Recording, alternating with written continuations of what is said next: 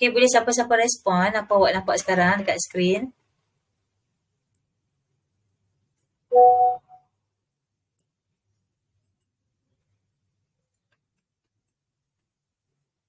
Boleh dengar tak suara cikgu? Boleh dengar cikgu. Boleh dengar. Okey, terima kasih.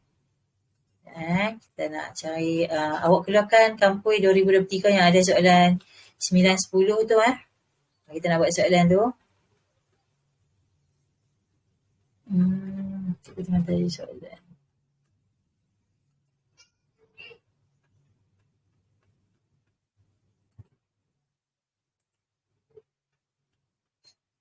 Okey, kita start dengan soalan bab 1 bab 2 tingkatan 4. Okey, kita start dengan bab 2 tingkatan 4 iaitu bab daya Okey, kita start dengan soalan yang ni. Okey. Tu tajuk ni, dia melibatkan momentum, impuls dan daya impuls. Okey. Kita ada buaya Newton yang terdiri daripada 5 biji bola yang serupa digantung menggunakan dawai dan satu baris.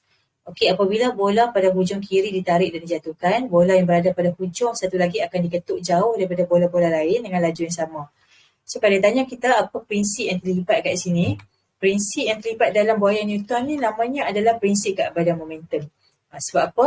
Sebab masa bola ni terhantuk dekat sini, momentum dia akan dipindahkan. Okey, tenaga dia akan dipindahkan.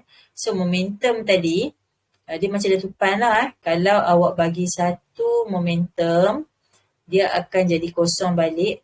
Okey, dia akan jadi kosong balik sebab sebelum pelanggaran tadi kosong momentum dia. So, bila dia kosong, dia nak hasilkan nilai kosong tu, momentum tu menyebabkan bola tadi bergerak pada arah yang bertentangan.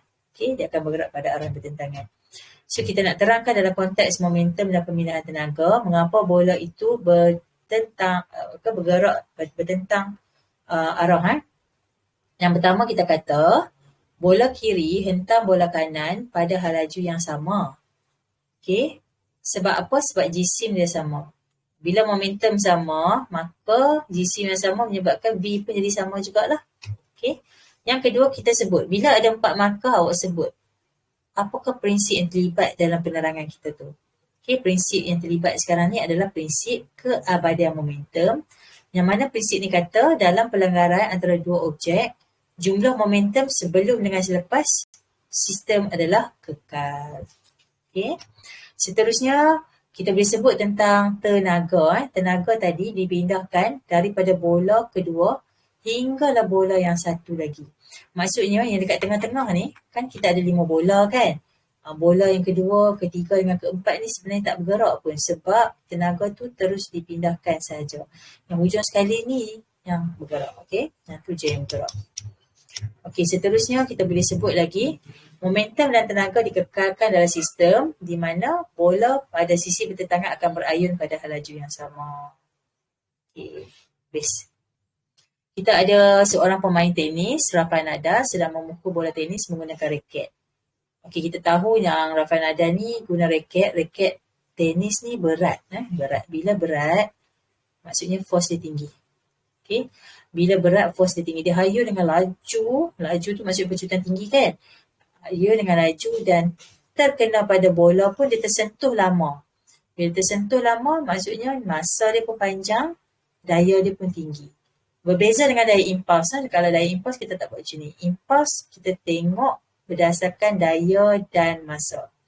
Okay, kita tengah cerita pasal impuls. Sekarang ni kita tengah cerita pasal impuls. So, bila impuls tinggi, maksudnya perubahan momentum pun akan jadi tinggi juga.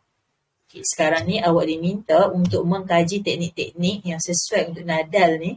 Untuk awak bakal pemain tenis. Nak tengok bahagian mana, cara mana yang paling bagus sekali. Untuk apa? Yang paling efektif supaya dapat hasilkan bola tenis yang berhalaju tinggi.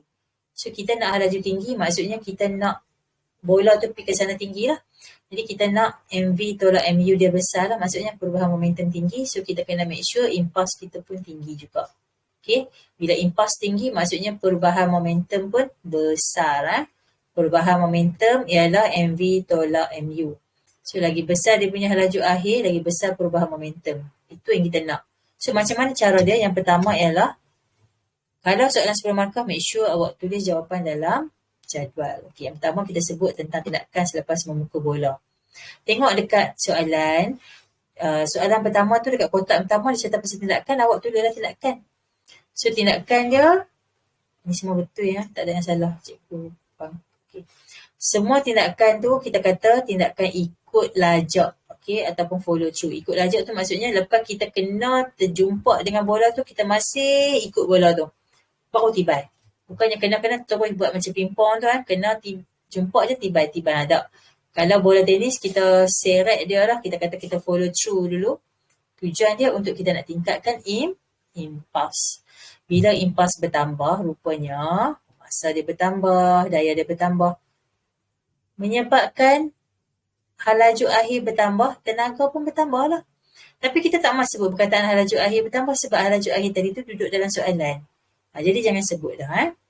Untuk masa tindakan antara bola dengan raket pula panjang, untuk meningkatkan impuls, jadi tenaga dia akan bertambah juga.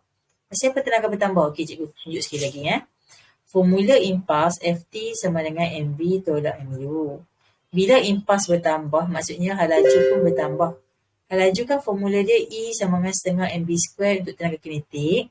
Maknanya kalau V bertambah, tenaga kinetik pun bertambah. So tenaga yang dimaksudkan kat sini tenaga kinetik lah. Okay. Seterusnya adalah tegangan tali. Nak main bola sepak ke, bola kena cekang. Nak main badminton ke, tali kena cekang. Kita cakap Kedah ni cekang lah. Cekang tu maksudnya tegangan tali tinggi. Jangan kata cekang masa paksa tau. Mungkin orang pemeriksa tak faham nanti. Okay, kenapa kena tegangan tali tinggi? Sebab kita nak hasilkan daya yang tinggi dan pecutan bola akan jadi tinggi. Okay, sebab daya dengan pecutan dia berkadar langsung. Kalau awak guna tali kendur, dia tak boleh pijau. Okay, dia tak boleh pijau sebab daya yang terhasil nanti tu akan rendah. Jadi pecutan bola kecil. Okay. Seterusnya ketepatan rangka. Memang dia bagi kat kita dalam number. Dia bagi kat kita contohnya kalau kat sini dia bagi number tak? Dia bagi Dia bagi 2.0, 1.5, 2.8, 1.8. So kita nampak 1.5 dengan 1.8 tu baguslah. Tapi make sure jangan tulis number. Jangan tulis number. Awak just sebut ketepatan rendah. Okay. Kita sebut ketepatan rendah untuk nak hasilkan rangka yang ringan. Rupanya rangka yang ringan tadi, kalau kita tengok balik formula, M dengan A songsang. Kalau rangka tu ringan, maka A akan jadi tinggi. So kita pun buatlah pilihan. Yang mana paling bagus sekali? Yang paling bagus sekali ialah X. Sebab apa? Sebab selepas tindakan memukul bola, kita kata tindakan dia ikut lajak, masa tindakan dia panjang, tegangan tali tinggi dan ketepatan dia rendah. Ini ialah markah bonus bila kita tulis balik. Okay? Seterusnya kita nak jawab soalan yang berkaitan dengan pengiraan. Bila soalan berkaitan dengan pengiraan, awak kena pastikan awak pandai tukar unit dengan betul. Okay, ingat balik unit nak tukar pada unit SI. Kalau jisim, dia bagi kita dalam gram, gram bukan unit SI. Okay, 58 gram tukar kepada kilogram, 58 darab 10 kuasa negatif 3 kilogram. Okay. Seterusnya ialah dia nak masa dalam unit SI. Yang dia bagi kat kita ni masa 20 milisaat. 20 milisaat bukan unit SI. Awak nak tukar kepada saat. Jadi mili tu nilai dia adalah negatif 3. So kalau kita tengok jawapan 20 darab 10 kuasa negatif 3 saat ataupun 0.02 saat. Okay, seterusnya adalah daya impuls. Apa dia formula daya impuls? Formula daya impuls adalah F sama dengan M, V tolak U bahagi T. M ni adalah jisim. Ambil balik jisim tadi. Jisim tadi 58 darab 10 kuasa negatif 3. Bukan 0.58 salah ni. Darab dengan, 58 darab 10 kuasa negatif 3. Darab dengan halaju akhir. Halaju akhir dia bola tu patah balik tau. Bila bola tu patah balik, nilai dia negatif. Dia memang patah balik dengan halaju 50. Tapi dia bergerak dengan 50 tapi dia patah balik, so kita letak nilai dia negatif. Okay, tolak dengan U tu halaju awal 40 bahagi dengan masa dalam unit SI. Okay, 0.02. So kalau kita tengok dekat sini unit dia kg kat atas. Kat sini ms -1, bawah ni s. So kalau kita nak tulis unit terus kita boleh tulis kg ms -2. Atau bagi yang hafal nilainya unitnya adalah Newton. Newton tulis N besar lah. Okay. Jawapan kita nanti akan dapat negatif sebab ni negatif. Jawapan kita akan dapat negatif. Apa maksud dia? Maksudnya dari impuls tu dia patah balik je lah. Maksudnya bola tenis tadi tu sepatutnya daya dia ke depan tapi daya dia patah balik kat kita. Jom kita pergi ke soalan seterusnya iaitu soalan nombor 9. Kita ada 2 satelit. Sekejap cikgu tak mau panjang sangat yang cikgu record ni, so cikgu potong dulu.